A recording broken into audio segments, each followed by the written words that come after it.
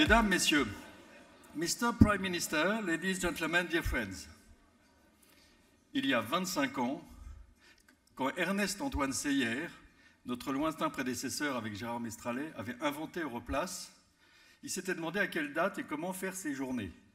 Et il s'était dit, la France est un pays où on a la réputation de ne pas travailler. Donc on va faire ça mi-juillet pour montrer qu'on travaille. La France est un pays où on a la réputation de ne pas parler anglais, donc on fera ça tout en anglais. C'est la raison pour laquelle je vais parler le tiers de mon propos en anglais, et ensuite j'achèverai rapidement, je vous rassure, en français. For the first consecutive year, Mr. Prime Minister, you have done us the honor of chairing the annual meeting of our Paris Financial Center.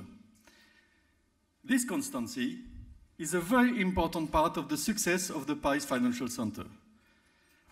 Gérard Mestralet, my predecessor, whom I'd like to greet, could also attest this.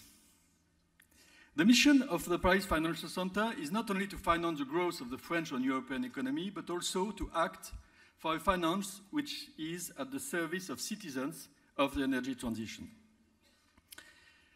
To achieve this objective, our strategy articulates around three main priorities. The first one is attractiveness. It is our utmost priority. Prime Minister, what has been done over the last 2 years is unprecedented, and I would like to thank you very much on behalf of all the participants to this forum, with 2,500 registered persons as compared to only 1,500 5 years ago. In symbiosis with Paris Europlace, on all the market players, you have taken strong measures. I'm thinking in particular of the impatriate regime. The Financial Times itself says that it is the best in Europe. And you have been devoted to deliver on your commitments. Make our regulatory framework more agile. You have decided to give up gold plating. Gold plating, it is for French people, surtransposition. You have developing the international school offer. The European School of Courbevoie will open its doors in September. And you simplify administrative procedures. This is the mission of Choose France, Paris Région One-Stop Shop. The respect of the timetable voted in 2018 budget for the reduction of the corporate tax to 25% in 2022 is carefully scrutinized by international investors. For a French company, it is evidence of the government's determination to pursue this historic effort to make France more attractive. Parliament is currently discussing turning it down a notch. It's important that we go back to the initial pace. The need for stability and predictability of the rule, particularly in tax matters, is crucial. Now let me switch to French to continue. Notre deuxième priorité, c'est d'être lucide. Le monde connaît des bouleversements et nous souhaitons avoir une approche holistique de ces bouleversements que je ne vais pas énumérer mais qui sont considérables. Michel Rocard disait dans ses ouvrages, nous sommes dans une polycrise, une crise de la dette, une crise du climat. Et en matière de finances, nous avons des taux bas, voire nuls, qui perturbent la rationalité financière. Des acteurs non financiers qui viennent perturber notre gouverneur de la Banque de France, qui va avoir fort à faire pour lutter contre le Libra, et nous l'encourageons tous. Et puis des bourses mondiales challengées par le private equity. Le système capitaliste est mis en question par beaucoup, et c'est la raison pour laquelle la recherche doit être au cœur de notre écosystème. Paris ne doit pas se réjouir du Brexit, qui est une tragédie. Paris doit capitaliser sur ses atouts, la gestion d'actifs, la finance verte, le financement des infrastructures et l'innovation et la recherche. Pour les prochains mois, nous comptons porter nos efforts, outre nos missions traditionnelles, dans 3 directions. Alors les missions traditionnelles d'Europlace, très vite, c'est d'abord la veille réglementaire, mais c'est surtout les cryptoactifs, les activistes, la poursuite de la promotion des écoles internationales, tout cela, au quotidien, nous sommes fiers de le faire avec toute la place. Et puis nos 3 priorités, sur l'attractivité, nous devons continuer à nous attacher à tous les points de détail qui font la différence. Notre 2e priorité, verdir la finance. Le 2 juillet dernier, tous les professionnels de la finance à Paris se sont engagés à créer un observatoire pour mesurer leurs efforts. Et comme je le disais ce matin en introduction, on n'améliore que ce que l'on mesure. À partir du moment où nous allons mesurer nos actions, nous allons nécessairement être sur le chemin de l'amélioration. Et pour conclure, nous préparons notre feuille de route 2030 et notre ambition est de stimuler, provoquer, encourager la nouvelle Commission européenne pour enfin faire l'union des marchés de capitaux. Lorsque des grandes entreprises françaises de la tech, ou allemandes ou slovènes, ne peuvent pas trouver d'argent en Europe, mais sont obligés d'aller aux États-Unis, ça n'est pas acceptable.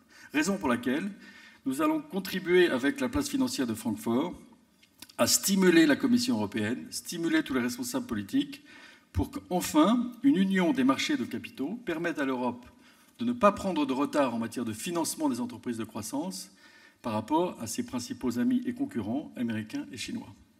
Merci de votre attention et maintenant je donne la parole à Madame la Présidente de la Région, Valérie Pécresse, que je remercie de venir nous encourager.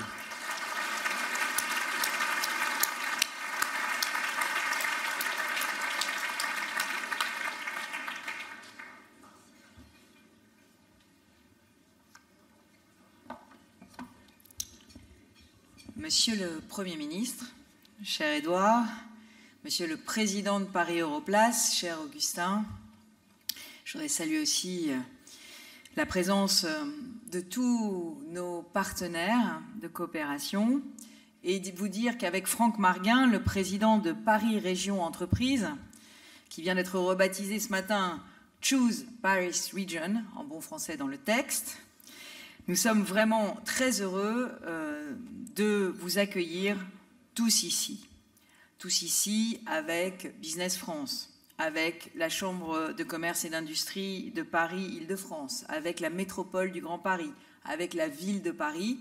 Et oui, pour une fois, tout le monde en France tire dans le même sens et tire tous ensemble. Et on a essayé de limiter au maximum la bureaucratie et les intermédiaires. I'm very happy to see you again this year.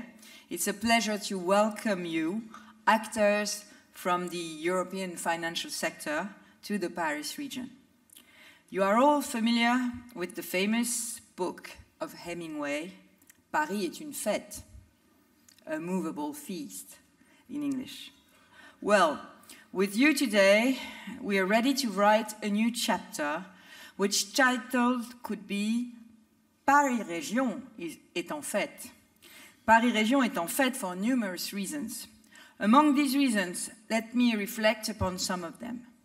First, we've reached a top level of collaboration with our partners to improve attractiveness with impressive and fast results. Second, we are anticipating the new steps by working on the creation of a major financial hub in Europe in collaboration with other financial centers such as Frankfurt to compete with New York, Hong Kong, Shanghai. Third, we are entering a phase that goes beyond attractiveness for financial players, embracing R&D centers, making Paris region the world's leading region for R&D centers in 2018. And to support these successes, our region is undertaking a complete change, with the new transportation network being completely reconstructed, with a top research and development sector, and with a smarter and smarter industry, as well as a greener and greener region. Now it is the time to get on the train to the movable feast. But let me switch now to la langue de Molière, because you know we French have our etiquette. Et je voulais simplement vous dire ceci. D'abord que nos bons résultats sont vraiment le fruit d'un travail d'équipe. Oui, nous avons fait équipe depuis 3 ans en créant le guichet unique Choose Paris Region. Et voilà le résultat. 213 projets d'investissement, d'implantation ou de relocalisation susceptibles de créer 7630 emplois en Île-de-France. Le guichet en a accompagné plus de la moitié, créant dans la foulée 4200 emplois nouveaux, dont un peu plus de la moitié dans le secteur financier.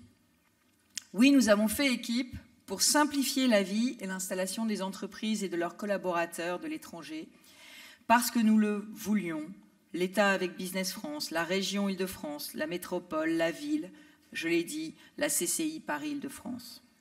Et pour montrer notre détermination, Paris Région change de nom pour devenir Choose Paris Region. C'est une décision que nous avons tous prise en commun pour dire encore plus clairement notre objectif à tous, celui de faire rayonner l'Île-de-France en Europe et dans le monde. La région continuera à accueillir le mieux possible tous les investisseurs étrangers et à leur faciliter la vie. Nous sommes sur le pont notamment pour faire de l'Île-de-France une région multilingue. Augustin en a parlé, avec 9 lycées internationaux opérationnels d'ici 2021, soit près de 4000 nouvelles places en section internationale. Depuis quelques mois, nous avons lancé aussi, à destination de tous ceux qui habitent l'Île-de-France, qu'ils soient franciliens de naissance ou qu'ils soient impatriés, nous avons lancé un site gratuit d'apprentissage des langues étrangères, anglais, allemand, espagnol, mais aussi français, langues étrangères, pour tous nos expatriés et pour leurs familles. Il s'appelle QIOZ, QIOZ, parce qu'il faut oser les langues étrangères à tous les âges de la vie. C'est un message pour tous les Français. QIOZ, et il a déjà, en l'espace de quelques semaines, 50 000 utilisateurs. Deuxièmement, nous voulons créer ensemble un grand hub financier capable de rivaliser avec New York et Shanghai. Parce qu'une finance forte et indépendante, c'est une question indispensable de toute souveraineté économique. Et c'est sur ce principe d'action que nous avons fondé notre stratégie régionale, notamment en matière de finances vertes et durables, dont les effets ont été unanimement salués cette année. Et puis, le vote en faveur du Brexit.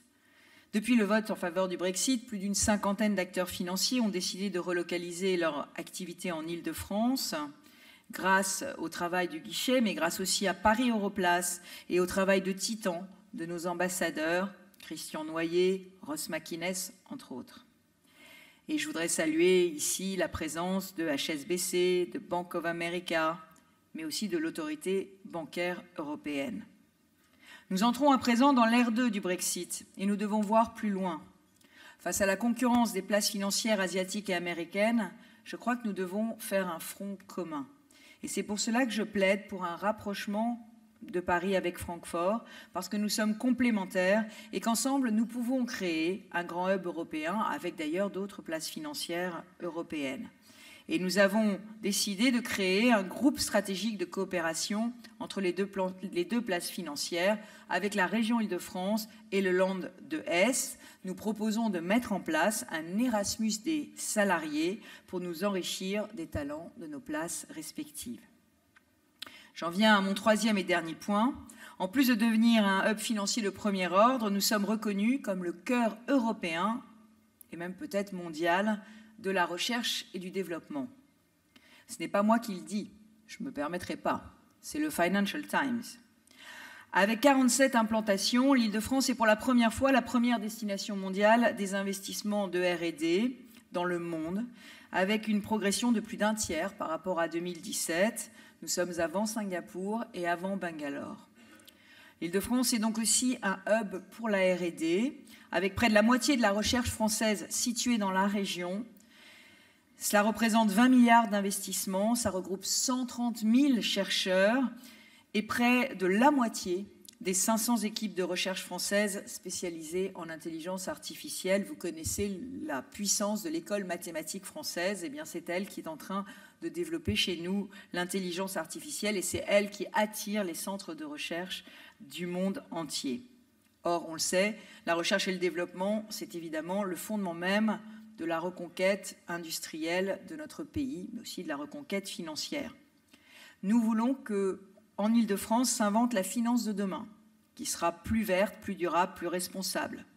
La finance de demain, ce sera la FinTech, ce sera la RegTech, que nous soutenons notamment via Finance Innovation, Finance FinTech et le FinTech Forum, rendez-vous incontournable de la FinTech en France.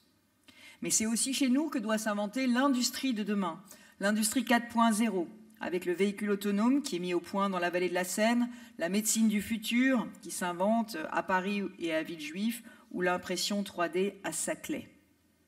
Alors, j'ai fait court, mais j'espère vous avoir déjà donné un aperçu des raisons objectives que nous avons de nous réjouir ensemble et de travailler encore plus ensemble.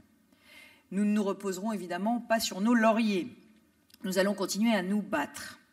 Le Conseil stratégique pour l'attractivité et l'emploi de la région, que j'ai créé en février 2016, réunit plusieurs fois par an des grands responsables d'entreprises et travaille d'arrache-pied sous la présidence de Christian Streff pour que l'Île-de-France devienne encore davantage une métropole écologique, attractive, solidaire et surtout accueillante. I hope you are all convinced. And with Hemingway's words, I would conclude by quoting, "Paris was always worth it, and you received return for whatever you brought to it." That's what he said. Let me correct the great author. In Paris, you will receive always way more than what you bring to it. Thank you.